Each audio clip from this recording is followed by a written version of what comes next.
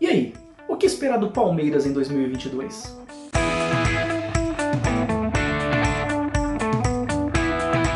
Em 2021, o Palmeiras viveu uma verdadeira montanha-russa de emoções.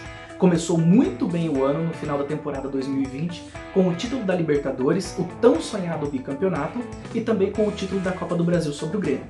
Entretanto, poucas semanas depois, a frustração começou quando perdeu a Supercopa do Brasil para o Flamengo e também a Recopa Sul-Americana para o Defensa e Justiça.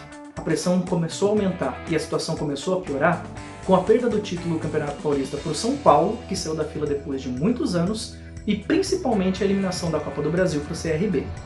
A diretoria, que não fez contratações, também foi bastante cobrada, e principalmente alguns jogadores medalhões do elenco, como por exemplo Lucas Lima e Luiz Adriano. Entretanto, mesmo sem o título da Copa do Brasil e longe de disputar o Campeonato Brasileiro no final do ano, em 2021 o Palmeiras termina com o bicampeonato seguido, o tricampeonato da Libertadores. 2022 começou com uma reformulação no elenco. A saída de alguns jogadores bastante emblemáticos do time, como por exemplo o goleiro Jailson, campeão brasileiro invicto em 2016, o defensor Felipe Melo e o atacante William. Porém, o Palmeiras também fez contratações de reposição para essas posições. Chegaram o goleiro Marcelo Lomba, o zagueiro Murilo, os meias Jailson e Atuesta e o atacante Rafael Navarro do Botafogo. Entretanto, algumas posições-chave ainda não foram abastecidas. Uma cobrança muito antiga da torcida do Palmeiras é a lateral direita, que tem Marcos Rocha e Mike. Além de um centroavante, um camisa 9 de peso e que seja bastante confiável, o tal do homem-gol. Se você comparar com os principais rivais do Palmeiras, como o Flamengo e Atlético Mineiro, nós temos jogadores como Pedro, Gabigol e Bruno Henrique, que fazem pelo menos 20 gols por temporada, e temos também Vargas e Hulk no Atlético Mineiro.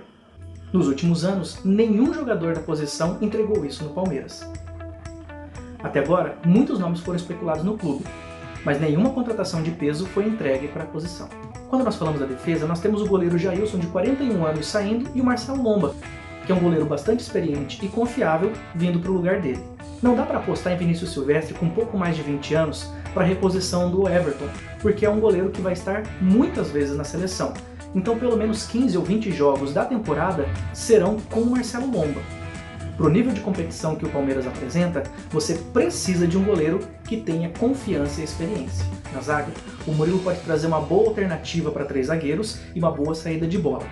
No meio-campo, Jailson é muito combativo e Atuesta é bastante habilidoso com a bola.